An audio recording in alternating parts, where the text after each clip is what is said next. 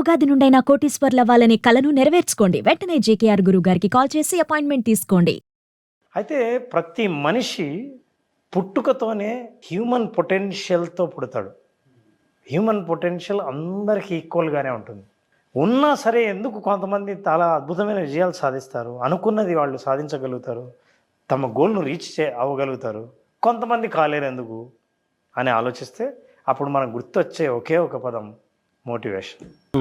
Motivation రెండు రకాలు, ఒకటి ఇంటర్నల్, రెండవది ఎక్స్టర్నల్. ఎక్స్టర్నల్ మోటివేషన్ అంటే బయట పరిస్థితులు చూసి ఆ సర్కమ్స్టెన్సెస్ మోటివేట్ చేస్తాయి. రెండవది ఇంటర్నల్, లోపల మనకున్న మోటివ్, ఉద్దేశం, లక్ష్యం, ఇవన్నీ అవి ఇంటర్నల్గా మోటివేట్ చేస్తాయి. బయట మోటివేట్ చేసేవన్నీ ఎట్లంటే రివార్డ్ మోటివేషన్, పనిష్మెంట్ మోటివేషన్. అంటే ఏదైనా మనకు దక్కుతుంది అంటే అప్పుడు మోటివేట్ అవుతాం, లేదా ఇంకో పెయిన్ అంటే పనిష్మెంట్ వస్తుందేమో ఇది చేయకపోతే అని అంటే అది చేసే అవకాశం. అయితే ఇందాక నేను రివార్డ్ పనిష్మెంట్ అంటే నాకు గుర్తొచ్చింది, చాలా స్టడీ చేశాయి. మోటివేషన్ పెయిన్తో వచ్చే మోటివేషన్ కంటే రివార్డ్తో వచ్చే మోటివేషన్ చాలా కాలం ఉంటుందని. ఓకే, అంటే ఇది మీరు చేయకపోతే ఈ నష్టం మీకు కలుగుతుంది అని తెలిసినా అంత మోటివేట్ అయిన దాఖలాలు చాలా తక్కువగా ఉన్నాయి. పెద్ద ఉదాహరణ చెప్పాలంటే సిగరెట్ ప్యాకెట్ మీద మీరు ఇది తాగితే చస్తారు అని ఉంటుంది. అవును, కానీ అది చూసి ఎంతమంది మోటివేట్ అయ్యారు? భయమేగా. ఆల్కహాల్ మీద అట్లే ఉంటుంది, ఎంతమంది మోటివేట్ అయ్యారు? సో ప్రతి దాని మీద రాయటం అలా రాసినప్పుడు అది అంతగా మోటివేట్ చేయకపోవడం చూశారు. సో రివార్డ్ మోటివేషన్ చాలా బలంగా పనిచేస్తుందని తెలిసింది. ఇట్లాంటి మోటివేషన్ ఉన్న వాళ్ళు అనుకున్నది సాధించి తీరుతారు, సాధిస్తారు. అయితే ఈ మోటివేషన్లో చాలామంది అడిగే ప్రశ్న, నేను రెగ్యులర్గా ఎదుర్కొనే ప్రశ్న ఏంటంటే, సరే మేము ఏదైనా ఒక పుస్తకం చదివినా, ఏదైనా ఒక లెక్చర్ విన్నా చాలా అద్భుతంగా మోటివేట్ అవుతాము, మీరు అట్లా వెళ్ళిపోతారు, మేము విని ఇంటికి వెళ్ళిపోతాము, పడుకొని పొద్దున్న నిద్ర లేచేసరికి ఆ మోటివేషన్ అలా కాస్త బాటంకి వెళ్ళిపోతుంది. ముఖ్యంగా ఈ మోటివేషను న్యూ ఇయర్లో ఫస్ట్ వీక్లో విపరీతంగా ఉంటుంది. ఏదైనా సాధించాలి, నేను ఏదైనా చేయాలి అని. ఆ ఫస్ట్ వీక్లో ఎట్లుంటుందంటే ఆ విజన్ బోర్డు రాసుకోవడం, లక్ష్యాలు, పెద్ద జర్నలింగ్ అని ఇవన్నీ జరుగుతాయి. నేను ఒకసారి చెప్పాను ఇట్లాగే, జనవరి 1 ఒక అతను జిమ్కి వెళ్దామని, ఇవాళ ఎలాగైనా సరే జిమ్ జాయిన్ అవ్వాలని వెళ్ళాడు. వెళ్తే ఫుల్గా జనం ఉన్నారు. జనవరి 1కి ఇంత జనం ఉన్నారేంటి అని. అప్పుడు రిసెప్షనిస్ట్ అన్నాడంట, ఏం పర్లేదు sir, these are all motivated and జనవరి 1, ఒక వారం తర్వాత రండి ఖాళీ అవుతుంది అన్నాడు. అంటే మోటివేషన్ వారం తర్వాత ఈ స్థాయిలోనే ఉండదు అని. అవును. సో కాబట్టి ఆ మోటివేషను 3 రకాలు, 3 స్థాయిలు. మొదటిది యాక్టివేషన్. ఓకే, నేను మోటివేట్ అయ్యాను, ఫలానా సాధించాలి, ఇది నేను జయించాలి, ఇది నేను పొందాలి అన్న యాక్టివేషన్ మొదటి స్థాయి. ఓకే. Second is persistence. అంటే నాకు అనిపించింది, జిమ్కి వెళ్ళాను, యోగా చేశాను, వాకింగ్కి వెళ్ళాను, యాక్టివేషన్ అయిపోయింది, మళ్ళీ రేపు వెళ్ళాలిగా. కానీ ఆ మరుసటి రోజు సెలవు దినం, మనకు సండే వచ్చింది అనుకోండి. ఈ సండే దేనికి సెలవు అని చెబుతారు అంటే, నీ వాకింగ్కి సెలవు కాదుగా, సెలవుని మనం బహానాగా తీసుకుని, దాన్ని ఆసరాగా తీసుకుని ఈరోజు మనం బ్రేక్ తీసుకుందాం అని అనుకున్నాడు అనుకోండి, ఆ పర్సిస్టెన్స్ పోతుంది. అలాగే మధ్యలో ఎప్పుడైతే బ్రేక్ తీసుకున్నారో మళ్ళీ రీస్టార్ట్ చేయాలంటే చాలా కష్టం. అవును. సో నేను అప్పుడు ఎవరైనా మీరు అడిగితే, అవును ఇంతకుముందు జిమ్కి వెళ్ళేవాడు ఏమైందంటే, వెళ్ళాను కొన్నాళ్ళు, ఆ తర్వాత బ్రేక్ వచ్చింది, వర్షాలు పడ్డాయి, ఊరికి వెళ్ళాను, మళ్ళీ వచ్చేసరికి ఏ మోటివేషన్ లేదండి, స్ట్రెస్ ఎక్కువైపోయింది, వర్క్ అసలు చాలా టైం సెట్ అవ్వట్లేదు, ఎన్నో కారణాలతో పర్సిస్టెన్స్ ఉండదు, అంటే కంటిన్యూ చేయడం అనేది ఉండదు. థర్డ్ వచ్చేసి ఇంటెన్సిటీ. నీకు ఎంత బలంగా ఉంది నీకు. చాలామంది వాకింగ్ చేసేవాళ్ళు ఎంత కమిటెడ్ అంటే, వర్షం పడుతుంటే గొడుగు తీసుకుని వెళ్ళి వాకింగ్ చేసేస్తారు, చాలా కమిటెడ్. ఈ పర్సిస్టెన్స్ తర్వాత ఇంటెన్సిటీ లేకపోతే ఈ మోటివేషన్లో జీవం ఉండదు. యాక్టివేషన్, పర్సిస్టెన్స్ అండ్ ఇంటెన్సిటీ, ఈ 3 చాలా అవసరం మనకు మోటివేషన్ కంటిన్యూస్గా ఉండాలంటే, లేదా మనం ఏదైనా సాధించాలంటే. అయితే ఈ 3 ఏదో ఒక స్థాయిలో మనిషి స్టార్ట్ చేసి ఆపేసిన వాళ్ళు మనకు చాలామంది కనిపిస్తారు. మన విజువలైజేషన్ ఈ మోటివేషన్ని పై స్థాయికి తీసుకెళ్ళి, ఆ పర్సిస్టెన్స్ ఎక్కడైతే మనిషి బ్రేక్ చేస్తాడో బ్రేక్ చేయకుండా కంటిన్యూ చేసే స్థాయికి ఎలా తీసుకెళ్తుంది అన్నది విజువలైజేషన్ ఎలా సహకరిస్తుంది అన్నది మనం తెలుసుకుందాం. ఓకే. మోటివేషన్ ఎప్పుడైనా సరే, ఆ ఎక్స్టర్నల్ మోటివేషను, ఫియర్ మోటివేషన్ ఎప్పుడైతే వచ్చిందో, ఫియర్ మోటివేషన్కి ఎవరు మోటివేట్ అవ్వరు. అవును. ఎందుకు ఎవరు అంటే ఎప్పుడైతే ఫియర్ మనకు కలుగుతుందో తప్పించుకోవడానికి ట్రై చేసి ఆ తప్పించుకోవడంలో బ్రెయిన్ ఒక రేషనలైజేషన్ చేస్తుంది. అవును. ఫర్ ఎగ్జాంపుల్, ఎంతమంది ప్రయత్నం చేసి ఆపేయలేదు, ప్రాబ్లం లేదు, నువ్వు ఒక్కడేనా, ఏం పర్లేదు లేదు, మనకు మనమే రేషనలైజ్ చేసుకుంటాం. అవును. ఇప్పుడు సిగరెట్ తాగితే చాలా ఇంజూరియస్ టు హెల్త్ అని రాస్తారు, అది భయపడే మోటివేషన్. కానీ భయపడ్డు. ఎందుకు భయపడ్డా అంటే అర్థమైంది. రేషనలైజ్ ఎందుకు చేస్తాడంటే మా తాత సిగరెట్ తాగేవాడు 90 ఏళ్ళు బతికాడు, ఇప్పుడు ఏమంటావు? చూసా, ఈ రేషనలైజేషన్ ఎంత బాగుంటుందంటే మన మోటివేషన్ వదిలేసి మన హ్యాబిట్స్ని మనం కంటిన్యూ చేయొచ్చు. ఒక కంఫర్ట్ జోన్లోకి తీసుకెళ్ళిపోతుంది. ఉదాహరణకు ఈగల్ వచ్చింది. అసలు మోటివేషన్ అంటే ఈగల గురించి చెప్పుకోవాలి. ఈగలు ఏం చేస్తుందంటే ఒక్కొక్కరిని చూస్తే ఎంతగా ఇన్స్పైర్ అవుతామో మనం ప్రకృతిలో చాలా విషయాల పట్ల. మనకి ఈగల్ ఇస్ బెస్ట్ ఎగ్జాంపుల్. వర్షం బాగా విపరీతమైన వర్షం పడితే పక్షులన్నీ, ఆహారానికి పోయిన పక్షులన్నీ దాక్కుని ఏ చెట్టు కొమ్మల మధ్య లేకపోతే రెమ్మల మధ్య ఆకుల చాటునో అవి దాక్కుంటాయి, లేదా గూటికి చేరుకోవడానికి ప్రయత్నిస్తాయి.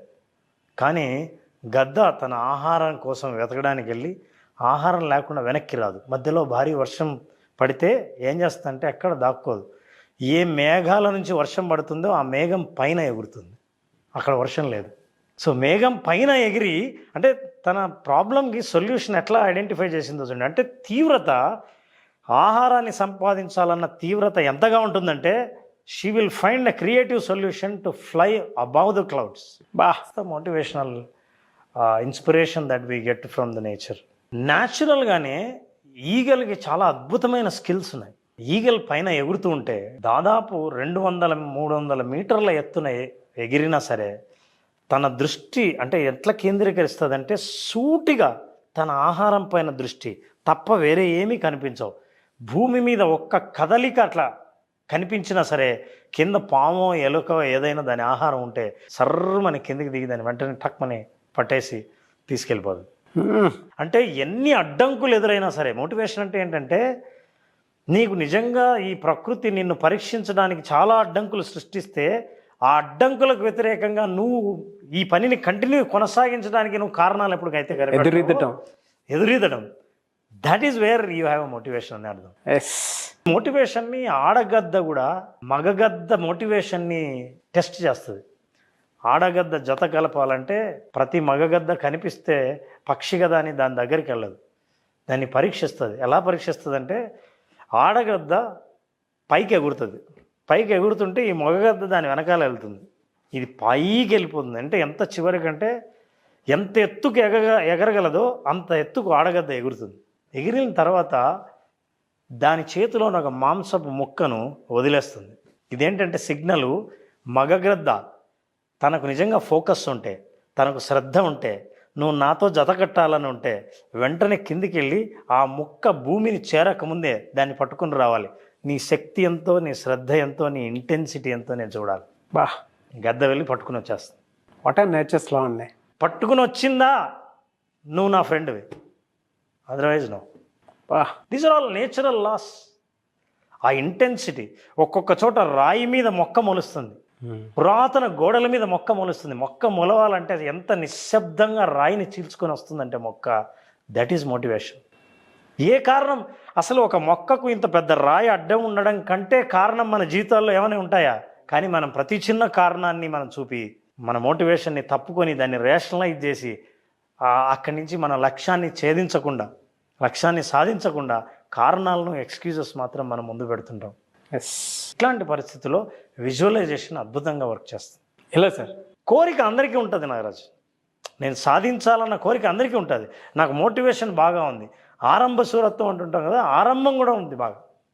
అసలు ప్రాబ్లం అంతా ఆరంభం నుంచి కంటిన్యూ కావటమే. కంటిన్యూ కావాలంటే మనలాంటి ప్రోగ్రామ్ అయినా ఒకటి ఉండాలి, ఏదైనా మోటివేషనల్ పుస్తకమైనా ఉండాలి, ఒక మోటివేషనల్ స్పీకర్ స్పీచ్ అయినా వినాలి. ఇలా ప్రతిసారి నీకు అవసరమైనప్పుడంతా వాళ్ళు దొరకరు. అవును. సో వీళ్ళని ఎంపవర్ చేయాలంటే ఎవరినైనా సరే లక్ష్యం ఉండి సాధించాలన్న కోరిక ఉన్న వాళ్ళని, వాళ్ళ మోటివేషన్ కన్సిస్టెంట్గా ఉండాలని అంటే విజువలైజేషన్ ద్వారా సాధ్యమవుతుంది. ఎలా మనం విజువలైజేషన్లో వాళ్ళు ఏ స్థాయి పొందాలనుకున్నారో, ఏ స్థాయికి చేరుకోవాలనుకున్నారో, ఏది జీవితంలో సాధించాలనుకున్నారో అది సాధిస్తే ఎలా ఉంటారో విజువలైజ్ చేసుకోవాలి. సాధించిన తర్వాత ఎలా ఉంటారో విజువలైజ్ చేసుకోవాలి. ఫర్ ఎగ్జాంపుల్, నేను అమెరికా వెళ్ళాలనుకున్నాను. అమెరికాకు వెళ్ళి దిగిన తర్వాత ఆ వాతావరణం ఎలా ఉంటుందన్నది నాకు తెలియదు. బట్ నేను ఐ విజువలైజ్ ఇట్. నేను అమెరికా అంటే ఎలా ఉంటుందో, బిల్డింగ్లు, రోడ్లు, ఆ ట్రాఫిక్ ఇవన్నీ చూసే ఉంటా కాబట్టి నేను అక్కడ నిలబడితే ఆ రోడ్డు పక్కన అమెరికాలో బిల్డింగ్ల మధ్య ఉంటే అలా చూస్తుంటే ఎలా ఉంటుందో అని నేను ఒక్కసారి విజువలైజ్ చేసుకున్నప్పుడు there is a one scientific term called mental tension లాంటిది, ఒక కన్స్ట్రక్టివ్ టెన్షన్ ఏర్పడుతుంది. కన్స్ట్రక్టివ్ టెన్షన్ బ్రెయిన్లో ఏర్పడుతుంది. అంటే నేను ఇది కోరుకుంటున్నా, ఇది ఆస్వాదిస్తున్నా, ఇది భావిస్తున్నా, ఇది విజువలైజ్ చేస్తున్నా అన్న ఒక టెన్షన్ ఏర్పడుతుంది బ్రెయిన్లో. అయితే ఈ బ్రెయిన్లో ఈ టెన్షన్ అది చాలా కాలం ఉంచుకోలేదు. ఆ టెన్షన్ ఎప్పుడు వస్తుందంటే మీ ఇంటెన్సిటీ పెరిగే కొద్దీ విజువలైజేషన్లో టెన్షన్ పెరుగుతుంది. బ్రెయిన్ ఆ టెన్షన్ని రిలీజ్ చేసుకోవడం కోసం మీకు నిజంగా వాస్తవంగా మీకు ఆ జీవితాన్ని చూపించాలి. చూపిస్తే ఆ బ్రెయిన్ టెన్షన్ రిలీజ్ అవుతుంది. ఆ టెన్షన్ని క్రియేట్ చేయాలంటే విజువలైజేషన్ ద్వారానే సాధ్యమవుతుంది. Okay. So visualise and create that tension. That tension will be released and brain will identify its own ways. దాని మార్గాలు అది వెతుక్కొని చివరికి ఆ టెన్షన్ నుంచి రిలీజ్ అవుతుంది. ఏదైతే బ్రెయిన్లో అది క్రియేట్ అయిందో ఆ టెన్షన్ త్రూ ఆటోమేటిక్గా అది రియాలిటీలోకి వచ్చే అవకాశాన్ని కల్పించేస్తుంది. కరెక్ట్, అంతే కదా? కరెక్ట్. అది రియాలిటీలో చూపిస్తే తప్ప బ్రెయిన్ మళ్ళీ రిలాక్స్ అవ్వలేదు. అవును, అదే కంటిన్యూ మోటివేషన్. ఫ్యాంటాస్టిక్ అని సాధ్యం అవ్వాలి అని అంటే బ్రెయిన్ ఆ లెవెల్లో ఆ టెన్షన్ ఏర్పడుతుంది. ఎస్. సో ఇలా చేసుకోవాలంటే కొన్ని మార్గాలు ఉన్నాయి. మనం చెప్పినట్టు విజువలైజేషన్లో ఏం చేయొచ్చు? Number 1, image building. Image building అంటే నేను ఉదాహరణకు అమెరికా అన్నాను, లేకపోతే ఏదైనా ఒక కారు కొనాలనుకున్నాను. ఓకే. ఆ కారు ఇమేజ్, ఆ కారు పక్కన నా ఫోటో నేను క్రియేట్ చేసి నా బెడ్రూమ్లోనో ఇంట్లో కనిపించేటట్టు ఆ బొమ్మ తగిలిస్తాను. Then I feel if I have a car, నేను అది డ్రైవ్ చేస్తుంటేనో, నా పక్కన ఉంటేనో, దాని పక్కన నిలబడి నేను ఫోటోకు పోజ్ ఇస్తేనో ఎలా ఫీల్ అవుతానో ఆ భావనను నువ్వు ఫీల్ అవుతున్నాను. That is when you can create that brain tension. That is one method. అందులో 12 to 13 మెథడ్స్ ఉన్నాయి మోటివేషన్ కన్సిస్టెంట్గా ఉంచడానికి. కన్సిస్టెంట్గా మోటివేషన్ ఉంచాలంటే మనిషికి ఏ ఎక్స్టర్నల్ మోటివేషన్ లేకుండా. నాగరాజు, ఇంకో విషయం, ఈ ప్రపంచంలో ఎవ్వరు కూడా ఇతరులను మోటివేట్ చేయడానికి జీతం తీసుకోవట్లేదు. సెల్ఫ్ మోటివేషన్ తప్ప ఎక్స్టర్నల్ మోటివేషన్ ఏది పర్మనెంట్ కాదు. అవును. ఏదైతే పర్మనెంటో వాడికి నువ్వు పే చేయాలి. అంటే సెల్ఫ్ ఒక్కటే. You have to pay your time and visualise it. Second is a vision board. మీ విజన్ బోర్డు కనిపించాలి. మీకు విజన్ బోర్డు ఎప్పుడు కనిపించాలి? ఏ సంవత్సరంలో మీరు ఎక్కడున్నారు, ఏ సంవత్సరంలో ఎక్కడికి వెళ్ళాలి, అప్పుడు ఏంటి, what are you, define it. ఇంకా విజన్ బోర్డుని వీలైతే పిక్చరైజ్ చేయండి, ఇమేజెస్ తగిలించండి, మ్యాగజైన్లోంచి కొన్ని బొమ్మలు కట్ చేసి అతికించండి. ఇంకా more you can visualise very vividly. Regular మన కంటి ముందు ఎలా చూస్తూ ఉంటాము, కనిపిస్తుంది. ఒక ప్రౌడ్ ఫీల్ వస్తుంది సార్. జిమ్కి వెళ్ళాలి, మీరు కండలు పెంచాలి, మిమ్మల్ని మీరు you create an image how you look like. ఇది చూసుకున్నప్పుడు ఏమవుతుందంటే నేను ఏమేం త్యాగం చేయాలో, ఏమేం తినలేనివి కూడా తినాలో ఈ మోటివేషన్ వస్తుంది. అవును. ఈ కన్సిస్టెంట్గా మోటివేషన్ మనకు కనిపించేది, మన దెన్ సృష్టించుకునేది. ఈ మార్గాలన్నిటి ద్వారా విజువలైజేషన్ చాలా అద్భుతంగా పనిచేస్తుంది. మోటివేషన్ కన్సిస్టెంట్గా ఉంచుతుంది. మీ లక్ష్యం కేవలం కోరికతో ఆగిపోకుండా, కళతో ఆగిపోకుండా, ఆ లక్ష్యాన్ని సాకారం చేసుకునే అన్ని రకాల ఫ్యాకల్టీస్ని, టాలెంట్స్ని మనిషికి ఇస్తుంది. ఒక మాట అన్నారండి మీరు, ఈగలకు ఉండేటువంటి నేచర్ ఏదైతే ఉందో మేఘాల పై పొరలోకి వెళ్ళి మరీ చొచ్చుకొని వచ్చి తన నేచర్ని అలా ఎదురీది మరీ చూపిస్తుంది. సింపుల్గా చెప్పాలి అని అంటే తన నేచర్ తనకి ఏం కావాలో ఫోకస్డ్గా తీసుకెళ్ళటం ఒక అతిపెద్ద మోటివ్. సమస్య వస్తే అన్ని పక్షులు ఏ రకమైన సొల్యూషన్ చూస్తాయో ఆ సొల్యూషన్ వైపు కాకుండా ఇంకో సొల్యూషన్ ఏదైతే తన ఆహారం కోసం వెతికే ఆ చర్యను, ఆ బిహేవియర్ని ఆపకుండా కంటిన్యూ ఎలా చేయగలదో ఆ సొల్యూషన్ వెతికి మేఘాల పైన ఎగురుతుంది. అండ్ తను తాను మళ్ళీ రీక్రియేట్ చేసుకోవడానికి కూడా సిద్ధపడుతుంది అంటారు. అవును. లాంగ్ ప్రాసెస్ ఫాలో అవుతుంది. అవును. కొత్త జీవితాన్ని స్టార్ట్ చేయడానికి ఎంత పెయిన్ అయినా భరించి తనని తాను మళ్ళీ కొత్తగా చూసుకోవడం కోసం eagle is a biggest motivation. Yes, continue ఎఫర్ట్స్లో భలే చెప్పారు సార్. ఇందాక ఇంకొక మాట అన్నారు, ఒక పిక్చర్ని కనుక మనం రెగ్యులర్గా మనకు తెలియకుండానే ఒక్కొక్క అది విజువలైజేషన్లోకి వచ్చేటప్పుడు చిన్న టెన్షన్లా క్రియేట్ అయ్యి అది కంటిన్యూ మోటివేషన్ని అలా ఆగకుండా చేస్తూ ఉంటుంది, మనకి అది గుర్తు చేస్తూ ఉంటుంది. అది ఫీల్ అయిన వాళ్ళకి మాత్రమే తెలుస్తుంది. అండ్ వీడియోలో ఆ పాయింట్ వరకు, మీరు ఇందాక చెప్పిన పాయింట్ వరకు 2 minutes ఉంది కదా, పాజ్ చేసి మళ్ళీ చూస్తే తెలియకుండానే ఒక్కొక్క ఫీల్ ఖచ్చితంగా క్రియేట్ అవుతుంది. అంత మంచి పాయింట్ సార్. ఈ టెన్షన్ కలిగినప్పుడు ఏం చేస్తుందంటే మనిషి చర్యల్ని రియాలిటీ ఇది డిసైడ్ చేస్తుంది. ఎస్, రియాలిటీలోకి తీసుకురావడానికి. అవును, మీరు ఇందాక పేపర్స్ క్రియేషన్ అయ్యి పేపర్స్ కట్ చేసి చేసుకోవటాలు ఇవన్నీ అంటే ఒక్కొక్క రియాలిటీలోకి తీసుకొని వస్తాయి. విజన్ బోర్డ్ ఎప్పుడు కూడా మనకి ఒక ప్రౌడ్ని క్రియేట్ చేస్తాయి. ఎస్, మనం మొదట్లో ఒక మాట చెప్పుకున్నాం నాగరాజు, 2 ఛాయిస్లు ఉంటాయి, పడుకోవడమా లేచి మీ కళల్ని సాకారం చేసుకోవడం అని. ఈ విజువలైజేషన్ తర్వాత 2వ ఛాయిస్ తీసుకుంటాడు, కళలు సాకారం చేసుకోవడానికి పడుకోవడం కంటే లేచి వెళ్ళడమే మంచిది. ఎందుకంటే నన్ను నేను ఎక్కడ చూసుకున్నానో విజన్ బోర్డులో కానీ బొమ్మల్లో కానీ అక్కడ ఉండాలంటే నేను లేవాల్సిందే అని. ఎస్, అందులో డూస్ డోంట్ డూస్ ఖచ్చితంగా క్లియర్గా ఉంటాయి. అవును, and his choice will be very easy.